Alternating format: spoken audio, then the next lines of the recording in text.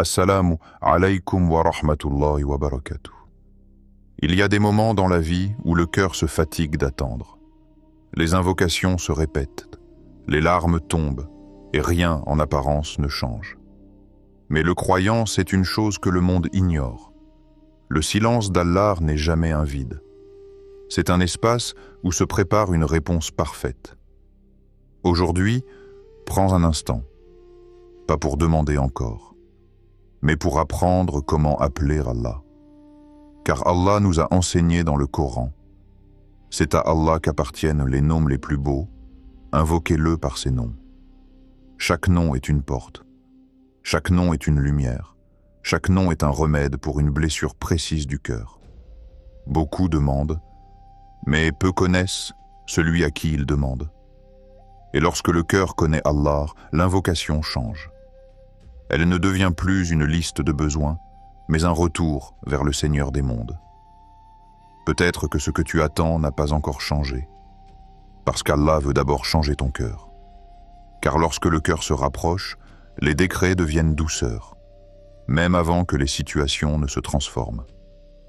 Reste avec nous jusqu'à la dernière seconde, car à la fin de ce rappel se trouve une invocation peu connue qui peut transformer ta manière de demander à Allah et ouvrir pour ton cœur une porte que tu n'avais jamais remarquée.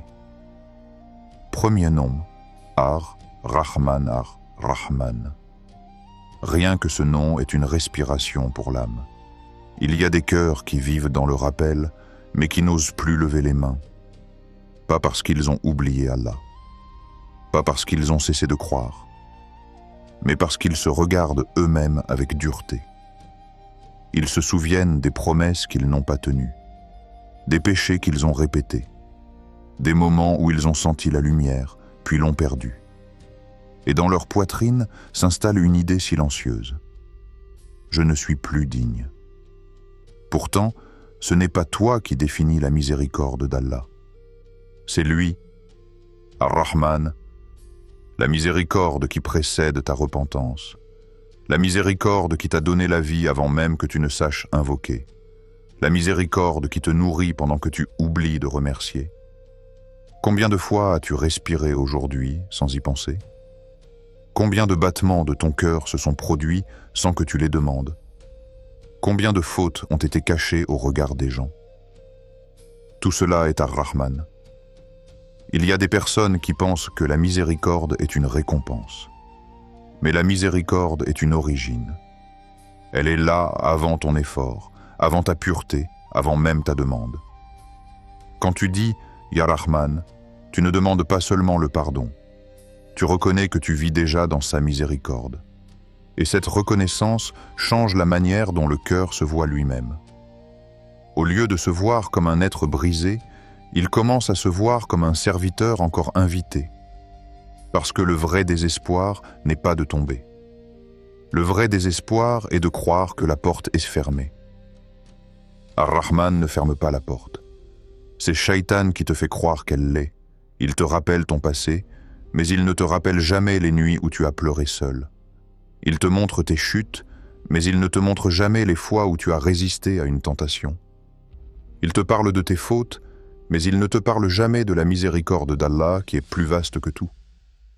Ar-Rahman n'attend pas que tu sois parfait pour t'accueillir. Il t'accueille pour te transformer. Il y a une différence entre quelqu'un qui invoque Allah par habitude et quelqu'un qui invoque Ar-Rahman en comprenant ce que cela signifie. Le premier répète des mots. Le second revient à une source. Lorsque le cœur comprend Ar-Rahman, la honte devient douceur. Les larmes deviennent une purification. Et même le regret devient une porte. Parce que le regret sincère est aimé par Allah. Le prophète, que la paix et le salut d'Allah soient sur lui, nous a enseigné que celui qui se repent d'un péché est comme celui qui n'a jamais péché. Et cette parole est une manifestation d'Ar-Rahman. Cela signifie que ton histoire n'est pas un obstacle pour ton avenir avec Allah. Elle peut devenir un chemin vers lui. Il y a des personnes qui pensent qu'elles doivent d'abord changer, puis revenir. Mais avec Ar-Rahman, tu reviens pour changer. Tu ne nettoies pas ton cœur avant d'aller vers Allah. Tu vas vers Allah pour qu'il nettoie ton cœur. Et dans ce mouvement, quelque chose se passe. Pas toujours à l'extérieur, mais à l'intérieur. Le cœur qui se croyait rejeté découvre qu'il est encore appelé. Le cœur qui se croyait loin découvre qu'Allah est plus proche que sa propre jugulaire. Ar-Rahman n'est pas seulement celui qui pardonne. Il est celui qui couvre, celui qui donne encore, celui qui ouvre une nouvelle page sans te rappeler l'ancienne à chaque instant. Quand tu répètes ce nom avec présence, tu sens que ton passé n'est plus une chaîne. Il devient une preuve de ta dépendance envers Allah. Et plus tu comprends Ar-Rahman, moins tu te compares aux autres. Parce que tu sais que la relation entre toi et Allah est unique. Il ne regarde pas ton parcours avec les yeux des gens. Il regarde ton cœur. Il voit l'intention que personne ne connaît. Il voit les combats invisibles. Il voit les moments où tu aurais pu tomber plus bas mais où tu t'es arrêté. Et cette vision divine est pleine de miséricorde. C'est pour cela que certains trouvent en la paix alors que leur situation n'a pas changé. Parce qu'ils ont découvert Ar-Rahman. Le plus grand changement n'est pas toujours la disparition de l'épreuve. C'est la disparition du désespoir. Quand le désespoir part, l'âme respire. L'invocation redevient vivante. La prière retrouve sa saveur. Et même si la situation est la même, le cœur n'est plus le même. Deuxième nom, Al-Fatah. Il y a des portes qui ne bougent pas malgré les efforts. Des situations qui restent figées comme si le temps s'était arrêté autour d'elles. Tu frappes, tu patientes, tu espères, puis tu recommences. Et un jour, tu te demandes pourquoi rien ne s'ouvre. Al-Fatah, ce nom change la manière dont tu regardes les blocages, parce qu'il te rappelle que l'ouverture n'est pas un résultat humain. C'est un décret divin. Le monde t'apprend à analyser les causes, à mesurer les probabilités, à compter les refus. Mais le croyant regarde au-delà de la cause. Il regarde celui qui crée la cause. Combien de fois as-tu voulu quelque chose avec insistance, puis, des années plus tard, tu as remercié Allah de ne pas l'avoir obtenu? Ce que tu appelais une porte fermée était une protection. Ce que tu appelais un retard était une préparation. Al-Fatah ouvre au moment où l'ouverture devient une miséricorde. Pas simplement au moment où tu la désires. Il y a des ouvertures précoces qui deviennent des épreuves. Des réussites qui éloignent, des relations qui brisent, des opportunités qui distraient. Al-Fatah ne donne pas seulement ce que tu demandes. Il donne ce qui est bon pour toi dans ton chemin vers lui. Quand tu dis « Ya Fatah », tu reconnais que ta vision est limitée et que la sienne est parfaite. Tu cesses de mesurer la vie uniquement par ce qui est visible. Tu comprends qu'il existe un travail invisible autour de toi. Des situations sont en train d'être alignées. Des rencontres sont en train d'être préparées. Des obstacles sont en train d'être retirés sans que tu le saches. Et pendant que tu attends, ton cœur est formé. Parce que l'ouverture extérieure sans préparation intérieure peut devenir une perte.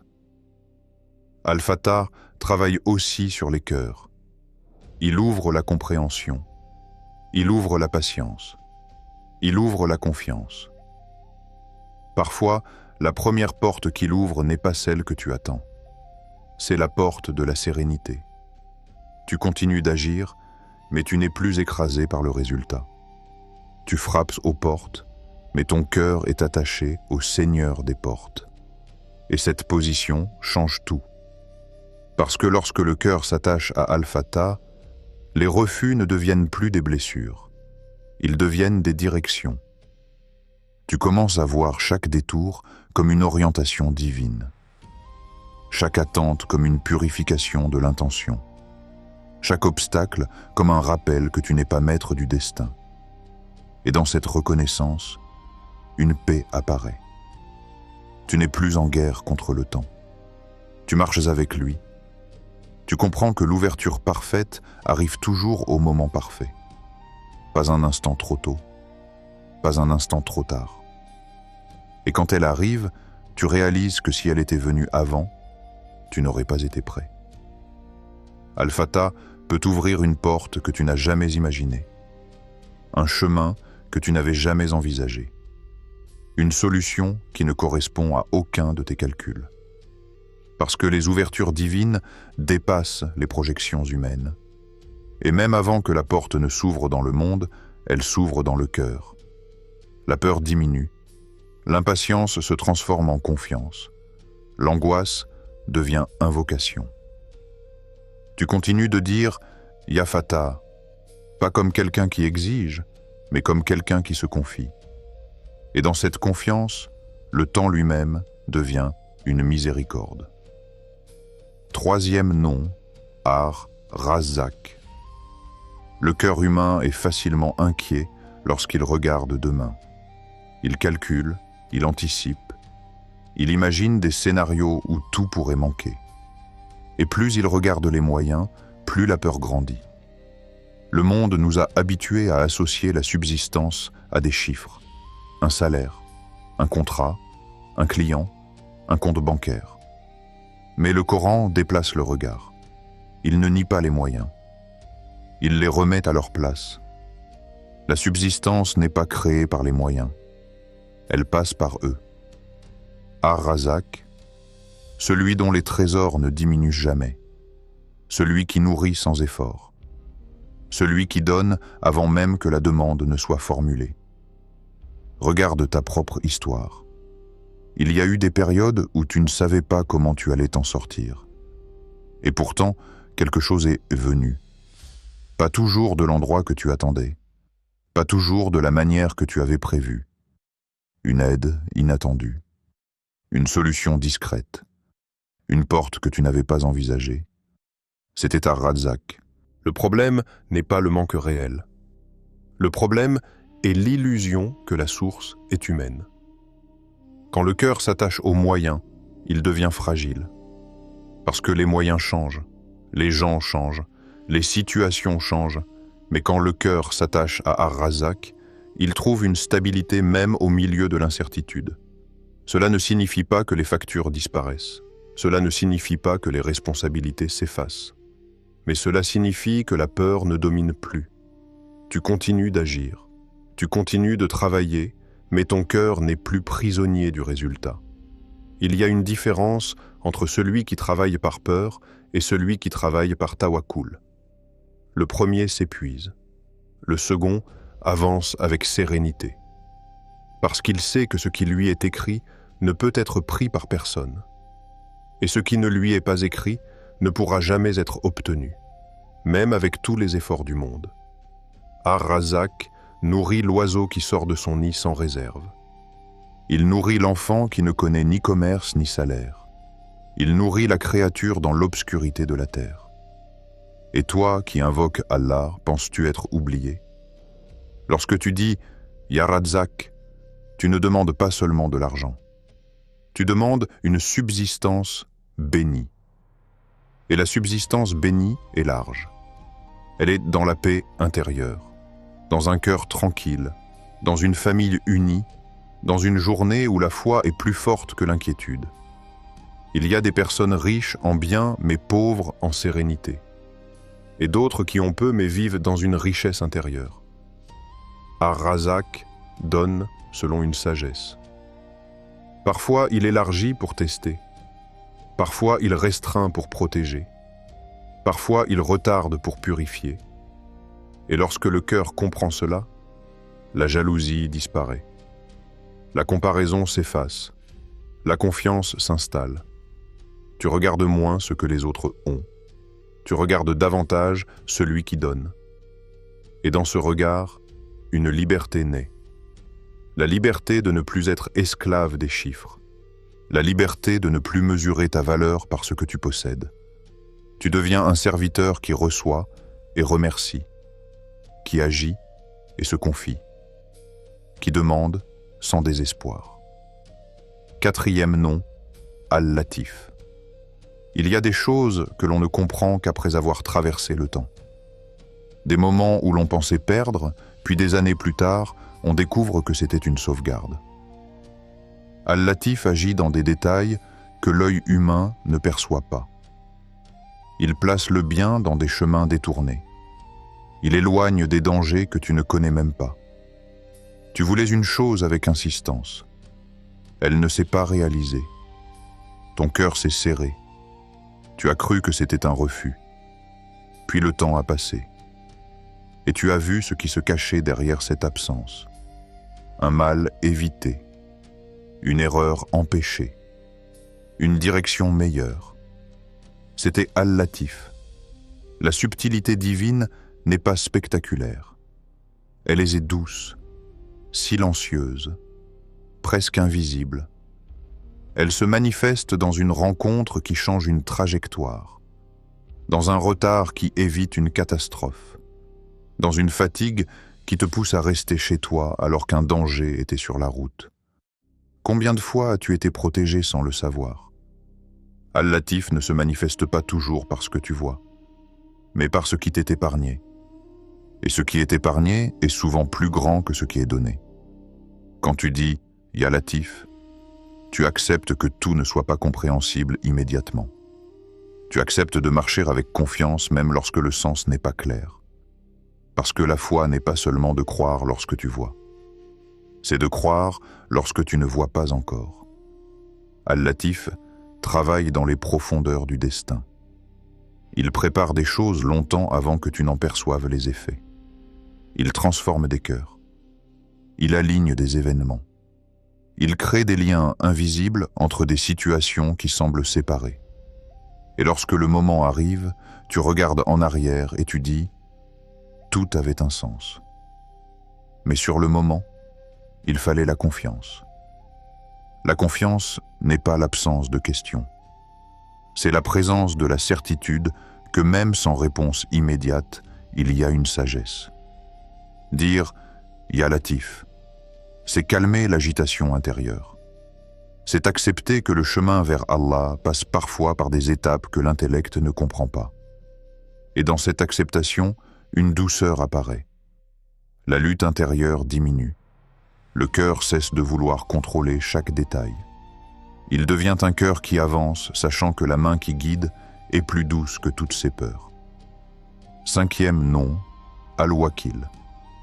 Il y a des personnes qui vivent avec une charge constante sur la poitrine. Une liste infinie de préoccupations. Des scénarios qu'elles rejouent chaque nuit avant de dormir. Elles portent le futur comme un poids personnel, comme si tout dépendait d'elles. Mais Allah n'a jamais demandé à l'être humain de porter le destin. Il lui a demandé de faire les causes, puis de se confier. Al-Wakil, le meilleur des garants. Ce nom libère le cœur d'une illusion, celle du contrôle total. Tu fais ce que tu peux, tu planifies, tu agis, puis tu remets le résultat à Allah. Ce dépôt intérieur change la manière de vivre. Les mêmes responsabilités existent, mais elles ne sont plus écrasantes. Parce que tu ne les portes plus seul. Dire « Hasbi Allah wa ni'mal wakil » ce n'est pas une simple phrase. C'est un transfert de charge. C'est dire « Ya Allah, tu connais ce que je ne connais pas, tu vois ce que je ne vois pas, je te confie ce qui dépasse mes capacités. » Et dans ce transfert, une sécurité apparaît. Pas une sécurité matérielle, une sécurité du cœur. Même au milieu des incertitudes, le cœur reste stable, parce qu'il sait que derrière chaque situation se trouve une garantie divine. Al-Wakil ne signifie pas passivité. Il ne signifie pas abandonner l'effort. Il signifie agir sans être prisonnier de l'angoisse. Il signifie faire de son mieux, puis accepter que le résultat appartient à Allah. Il y a une paix particulière dans ce tawakkul, une paix qui n'est pas liée aux circonstances, une paix qui existe même lorsque les choses sont difficiles, parce que le cœur n'est plus attaché à la maîtrise des événements, il est attaché au maître des événements, et cette attache est une forteresse. Les inquiétudes viennent encore, mais elles ne restent pas. Elles passent, car le cœur a trouvé un refuge. Ce refuge est Al-Wakil.